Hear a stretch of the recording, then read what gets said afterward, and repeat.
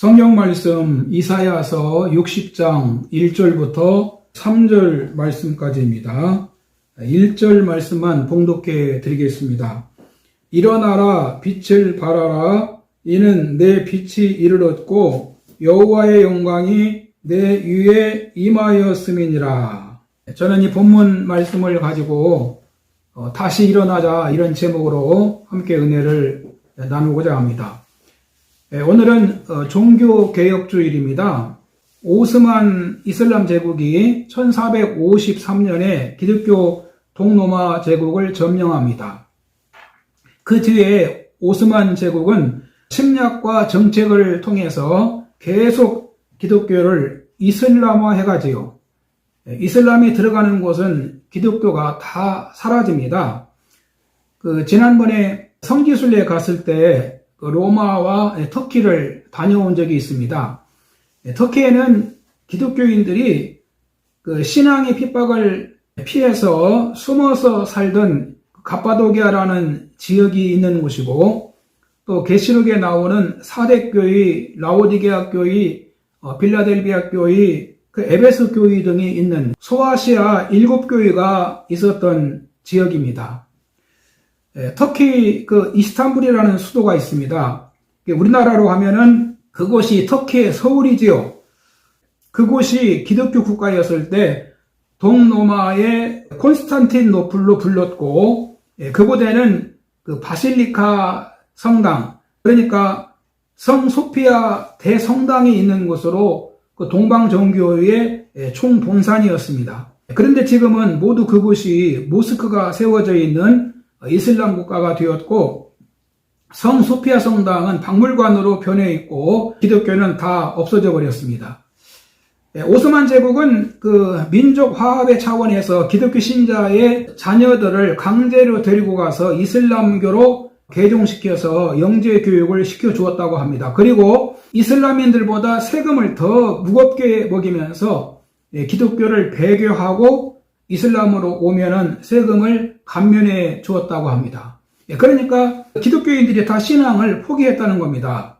지금 우리 신앙생활에도 어려움이 있습니다. 코로나로 우리 신앙이 많이 무뎌졌습니다. 우리는 어려울 때 신앙생활을 더 분명히 해야 하겠습니다. 사탄의 공격인 줄도 모르고 옛날 영감님처럼 가만히 있으면 안 됩니다. 가만히 있으면 이 세상은 점점 더 어두워지고 뿐만 아니라 무슬림이 손을 뻗칠지도 모릅니다. 영국이 왜 브렉시트를 선언하고 유럽연합에서 나왔는지 아십니까? 여러 이유 중에 하나가 무슬림의 이민 정책을 막기 위해서라는 말이 있습니다. 유럽이 무슬림의 가을 단풍잎처럼 계속 물이 들어가니까 이것을 막기 위해서 브렉시트를 했다는 것입니다. 런던 어느 지역은 25%가 이슬람이라고 하지요. 그들은 산화 제한도 없고 일부 다처제입니다. 인구 증가를 어느 나라도 따라갈 수가 없다는 것입니다. 그들은 개인이 돈 벌어서 모스크 하나 짓고 가는 것이 소원이라고 합니다. 우리 한국도 안전하지 않다는 것입니다. 대구에서 모스크를 짓도록 건축 허가를 내주었다는 말도 있지 않습니까? 이럴 때 우리는 다시 우리 신앙이 일어나야 됩니다. 지금 한국교회는 코로나로 교세가 감소했습니다. 코로나 교인이라는 말이 생겼습니다. 열심히 씹었습니다. 거의 2년이나 예배를 제대로 드리지 못했으니 어떻겠습니까? 이런 상황에서 우리는 다시 일어나야 됩니다. 오늘 이 본문은 하나님께서 이사야 선지자를 통해서 유다가 어려울 때 이 방향을 제시해 주시는 말씀입니다. 아무리 어려워도 하나님의 언약을 떠나지 말고 하나님 자녀의 역할을 해야 된다는 것입니다. 첫 번째는 일어나라고 말씀하십니다. 본문 1절에 보면은 일어나라라고 말씀하셨습니다. 여러분, 누우면 죽고 걸으면 산다는 말이 있습니다. 누워 있으면 안 된다는 것입니다. 이 젊은 사람도 누워만 있으면 하루에 1.5% 정도의 근육 힘이 떨어지고, 노약자는 5%가량 떨어지고 열흘만 누워 있어도 몸의 기운이 절반으로 떨어지게 된다는 말이 있습니다. 스웨덴 룬드 의대 의과의 그 벤 마르크 교수는 침대는 병을 치료할 수가 없다. 환자들을 병상에 가둬둔 것이 그 서양 의학의 가장 큰 실수다. 그런 말을 했습니다. 여러분, 우리 신앙생활도 잠자고 있으면 안 됩니다. 날이 밝으면 잠에서 일어나지요. 밝은 빛이 비치면 잠을 깨고 일어납니다. 정신적으로도 희망이 있으면 일어납니다. 희망이 보이지 않으면 절망하고 자포자기합니다. 현실은 우리에게 어둡게 보여도 우리는 예수님 때문에 소망이 있습니다. 예수님은 우리 믿는 자의 대속자요, 구원자요, 생명이십니다. 그러므로 우리는 예수님을 바라보고 일어나야 됩니다. 우리는 신앙이 잠든 자리에서 일어나야 됩니다. 또 길이 어두워서 몰라서 넘어진 자는 그 자리에서 일어나야 됩니다. 길이 어둡고 캄캄하면 넘어질 수 있습니다. 돌뿌리에 걸려 넘어지기도 하고 웅덩이에 빠지기도 하고 앞이 안 보여서 넘어지기도 하지요. 즉 하나님의 사랑을 모르고 하나님의 약속을 모르고 구원을 모르면 어두운 것이지요. 어두우면 딴 길로 간다는 것입니다. 넘어진다는 것입니다. 우리 신앙은 지금 어디에 넘어져 있습니까? 넘어진 자리에서 일어나야 됩니다. 누가 밀어서 넘어졌습니까? 누가 마음을 아프게 했습니까? 연약해서 넘어졌습니까? 자리에서 다시 일어나야 됩니다. 의지했던 사람이 넘어졌습니까? 그래서 함께 넘어진 자리에 있습니까? 일어나야 됩니다. 다른 사람이 넘어지면 함께 넘어지는 사람도 있습니다. 도미노 같은 현상이지요. 에베소 5장 12절에 보면 그러므로 이르기를 잠자는 자여 깨어서 죽은 자들 가운데서 일어나라. 그리스도께서 너에게 비추이시리라 하셨느니라. 의인은 7번 넘어져도 8번째 일어난다고 말씀하십니다. 그러므로 여러분, 주님의 자녀들은 신앙이 일어나야 됩니다. 두 번째는 빛을 발하라고 말씀하고 있습니다. 본문 1절에 보면 이는 내 빛이 이르렀고 여호와의 영광이 내 위에 임하였습니다. 내 빛이 이르렀고라고 했습니다. 성도가 빛을 발할 수 있는 근거입니다.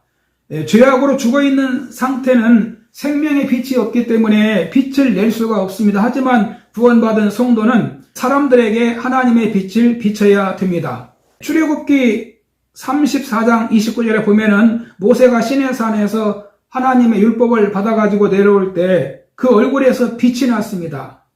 모세가 하나님께서 시내산에서 자기에게 이르신 말씀을 다 그들에게 명령하고 말하기를 마치고 수건으로 자기 얼굴을 가렸더라. 사도 바울이 이 말씀을 어떻게 해석합니까? 고린도후서 3장 7절 이하에 보면은 돌에 써서 새긴 죽게 하는 율법 조문의 직분도 영광이 있어 이스라엘 자손들은 모세의 얼굴에 없어질 영광 때문에도 그 얼굴을 주목하지 못하였거늘 하물며 영의 직분은 더욱 영광이 있지 아니하겠느냐. 정죄의 직분도 영광이 있은즉 의의 직분은 영광이 더욱 넘치리라.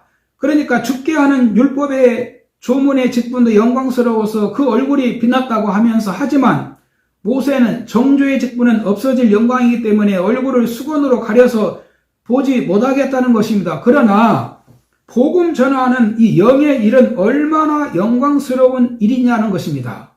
얼마나 아름다운 일이고 귀한 일이고 이보다 더 중요한 일이 있겠냐라는 것입니다. 예수님이 이 땅에 오셔서 어두운 세상에 생명의 빛을 비추어 주셨습니다. 요한복음에 보면 그가 증언하러 왔으니 곧 빛에 대하여 증언하고 모든 사람이 자기로 말미암아 믿게 하려 함이라.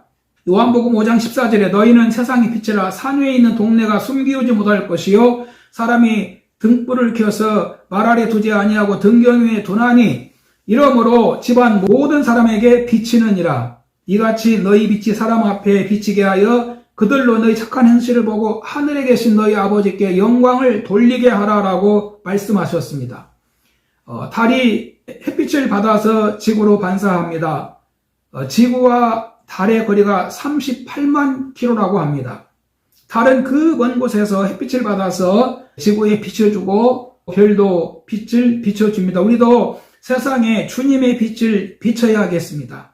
마귀는 우리로 하여금 신앙의 빛을 사람들에게 비치지 못하게 합니다. 우리는 이 마귀 계계에 넘어가지 말고 정말 신앙생활 잘하는 그런 모습을 다른 사람들에게 자꾸 비춰줘야 됩니다. 세 번째는 주의 영광이 내 위에 임하시리라 라고 말씀합니다. 본문 2절에 보면 보라 어두움이 땅을 덮을 것이며 캄캄함이 만민을 가리려니와 오직 여호와께서 내 위에 임하실 것이며 그의 영광이 내 위에 나타나리니라고 말씀합니다. 여기 보라는 말씀은 뭘 보라고 하시는 말씀일까요? 두 가지를 생각할 수 있는데 하나는 어두움이 땅을 덮을 것이며 캄캄함이 만민을 가리우게 될 것이다 라는 말씀입니다. 이 말씀은 세상이 앞으로 더 어두워지고 더 어려운 일도 찾아올 수 있다는 의미라고 생각합니다. 어두움이 땅을 덮을 것이며 캄캄함이 만민을 가리우게 될 것이다.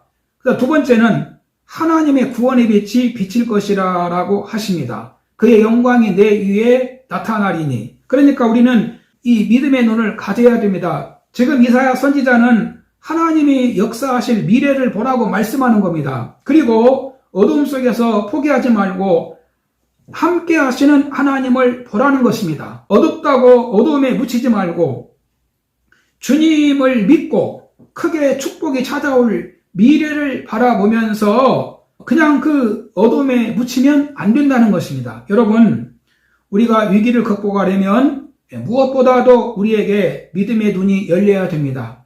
주님이 우리와 함께 하시는 것을 보아야 하고 우리를 회복시키고자 다시 일으키실 주님을 보아야 됩니다. 우리는 어둠을 보고 분별해서 이 어둠에 빠지지 말아야 됩니다.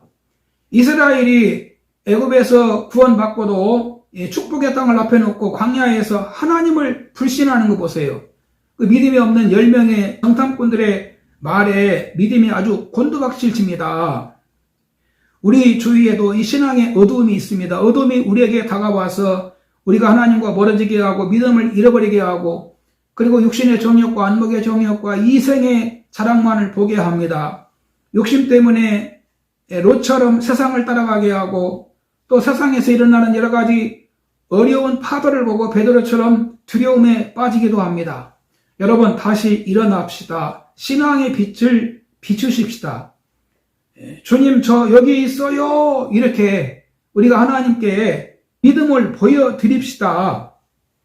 그런 자들에게 장차 주의 백성들에게 주의 영광이 임한다라고 말씀하십니다. 결론입니다. 이 작은 나의 빛 비추게 할 테야. 이 작은 나의 빛 비추게 할 테야. 비추리 비추리 비추리. 도간에 안 두고 비추게 할 테야. 도간에 안 두고 비추게 할 테야. 비추리 비추리 비추리. 사탄이 이끌 수 없게 비추게 할 테야. 사탄이 못 끄게 비추게 할 때야. 빛내리 빛내리 빛내리. 여러분 성도의 빛을 비추시기를 바랍니다. 이런 자들에게 우리 주님은 찾아오시고 주님의 영광의 그 놀라운 은혜가 임하게 될 줄로 믿습니다.